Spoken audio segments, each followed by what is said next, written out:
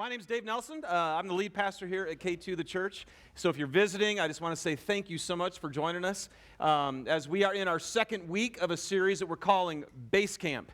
And if you caught the words to that song, whatever I fear the most is whatever I see before me. And whenever I let my guard down, whatever I was ignoring. And then I love this line. It said, and all I need is a starting place, and nothing ever seemed so hard. You guys relate to that at all? Whatever I fear the most is whatever's right before me. You ever had that feeling where you just know there's something that you really want, something that you love to see happen? Last week we talked about there's dreams that you know there's something more, you know there's something better, and yet there's this really crazy thing called the first step. You guys know what I'm talking about? Where all of a sudden the anxiety can creep up and grab you, and it's and my wife and I were talking earlier this week, and what we say in our culture is, man, that first step is a what? Yeah, it's a doozy, exactly. Did you know doozy's a real word? I had no idea. We looked it up in the dictionary. It's actually a word, and doozy means something outstanding or unique of its kind. Something outstanding or unique of its kind. And we all know that when you've been invited into something new or you have a new opportunity, that first step, baby, is a doozy. Guys, remember asking out your wife for the first time? No, don't remember that. Man, I'm telling you, I've shared a lot of our story, but for me and Suze, I was living in Southern Cal. She was up in Montana. We met at a conference in New Mexico. And I won't go into all the details, but during that conference, I could just tell there was something really, really cool about this girl. And I remember my buddy that I went to the conference with said, man, too bad she lives in Montana. And I'm like, yeah, I know. So I go home to California, and this is crazy, but every time I would actually I'm just having my time with God in the morning like I normally do, and I'm just praying, I'm reading the scripture and stuff. All I could think of was, the prompting I kept getting was, call this girl. Call this girl. And I'm like, she's going to freak out. It's like, who is this guy from California who won't leave me alone, kind of a thing. So anyway, but the doozy, man, the first step, like I'm scared to death to take it, but I go ahead and I call her up. And the phone rings, and I get her answering machine, and it says, hey, this is Suze, I'm not here right now. If this is Dougie, I'll be home at 10 o'clock. Boom! Yeah.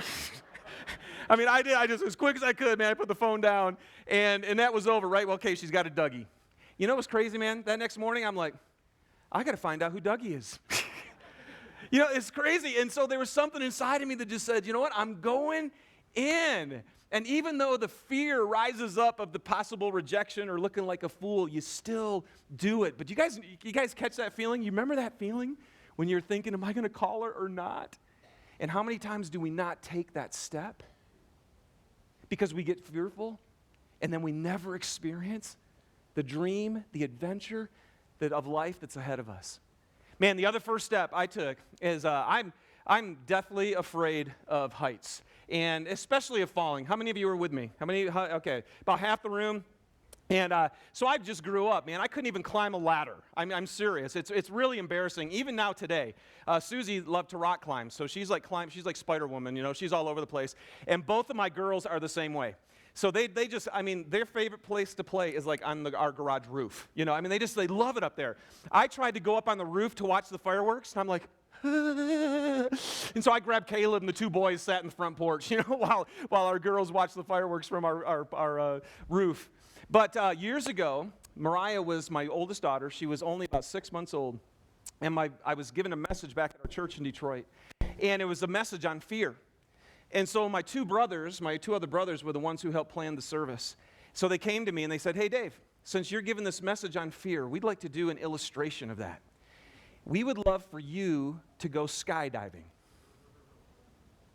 I'm like, whatever. I can't even climb a ladder. There's no way I'm going to go skydiving. And so, but they just talked about it. They said, well, we'll just pray about it. So I go home to Suze. How stupid is this? I've only been married like a year and a half. I have a brand new daughter who's 6 months, and I'm going to risk my life. That's just dumb. And so we talked and we prayed, and eventually we just realized, you know what? Does God actually have our life in his hands or not? Oh, this is it was a crazy deal. So I finally decided, I made a decision right then. I'm going to do it. I'm going to face my biggest fear, and I'm going to go to skydiving. Now, how many of you have actually gone skydiving before? All right. 1, 2, 3 of us. bunch of chickens. So why don't we go skydiving? So anyway, it was hilarious. We go, and I'm in there, and the first thing you do is you go in this room, and they make you sign all these documents that say, yes, I know I could die.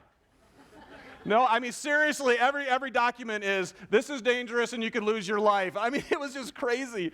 So I get done signing all these documents, and we go outside, and I'm standing next to the pilot, and the pilot's looking up in the air, and it was just stormy, kind of a stormy, windy day, and he's looking up there, and he just goes, yeah, I don't know if we should do this.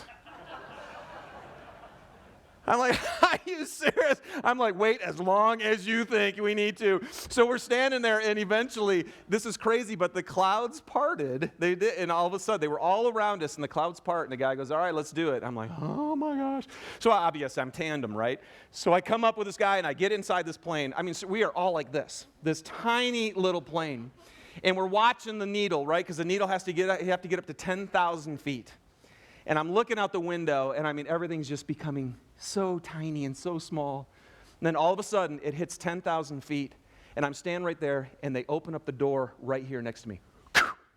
Yeah, I mean, I'm just like grasping for anything I can to hold it. I'm like holding onto the seat, freaking out. And then the guy gets behind me, and he has a harness, and I got a harness, and then he latches himself on, right? So next thing you know, I can feel him right on my back. And he says, okay, you have to step out of the plane first. I'll never forget, sitting right next to this deal, and it's one of those old prop planes, right, with the wings that are out right there and the little bars. I mean, this is old school plane. And man, you want to talk about a first step? You want to talk about a doozy? I mean, it was unbelievable. And I'll never forget, man, having to step out, take it out of and put my foot out in 10,000 feet in the air and grab this thing. And next thing you know, your face just goes, it's unbelievable. It's just this sport. In fact, just side note, we were driving yesterday down the road, and all of a sudden Caleb goes, hey, Dad, when you were a kid, did you ever stick your face out the window? The force is awesome. I'm like, dude, try skydiving. So anyway, I pop out on the back of this deal, and then the guy comes out behind me, takes my head and sticks it back to me, back to his chest, and he goes, okay, on the count of 3, let go. 1, 2, 3. We go, and we just, we did 3 somersaults. We finally stopped somersaulting, and then we started going, spinning around like this. And then all of a sudden, finally, we settled down, and we're going, and the cameraman's taking all of his pictures and stuff, and all of a sudden, the chute hits. Total peace. Absolute peace. It's unbelievable, actually. It's quiet, and there's nothing going on, and it was amazing. And all of a sudden, I asked him, hey, has anybody ever thrown up on you up here before? Because I'm all those somersaults and those turns, man. He goes, yeah. And I'm like, oh, great. He put us down really quick on the bottom. But anyway, I did it, man, though. I did it. And I got down on the bottom, and I celebrated. And it was crazy, the experience that I've had that none of you except 3 of you in this room have had. I know what it is to skydive, and it was my absolute worst fear. That's a doozy, and that's an adventure. Today, you guys, I am going to invite you to take a doozy of a step spiritually. I'm going to ask some of you to do something today that you are sitting here right now going, I ain't ever doing that. Something that when you think about it, it just makes you cringe inside, like ladders and skydiving and asking someone out who has a Dougie. You know what that's like. But here's what we talked about. Let me recap last week. Last week we talked about the fact that there is an adventure. There is a spiritual adventure of life that is beyond anything that any human can manufacture by themselves. And God is the very source of this life. We learned last week that Jesus is that life, and that He is actually everything that our hearts are longing for.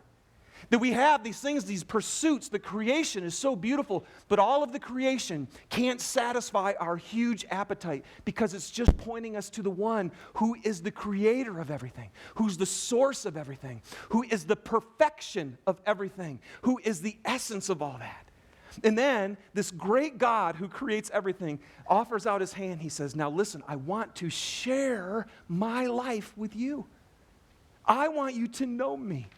I want to be in a personal relationship with you, and that is what our hearts are created for.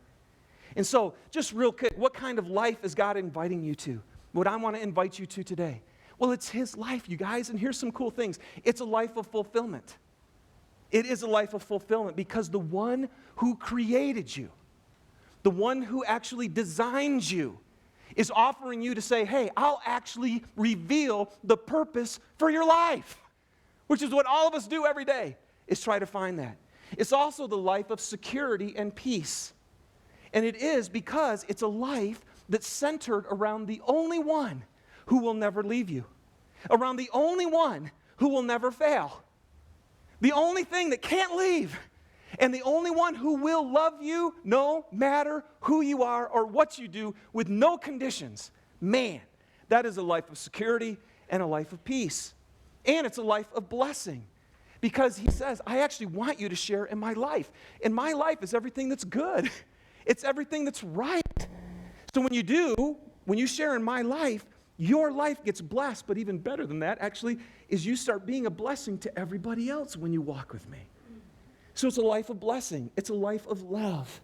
And it is, I'm telling you, it is a life of adventure. It is crazy. It is mysterious. It freaks you out. It thrills you. It scares you to death. It's awesome. And knowing the living, holy, loving, personal God is the adventure. But you guys, every adventure that you consider taking, at some point you have to do what? You got to take the first step. Because you know what? If you don't, you know what we do? We just watch other people do it. Wow, look at that.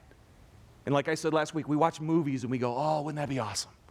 Watch documentaries. Look at all these people living life. But I'm telling you today, you could take the step that would engage your life with the living God. You guys ready?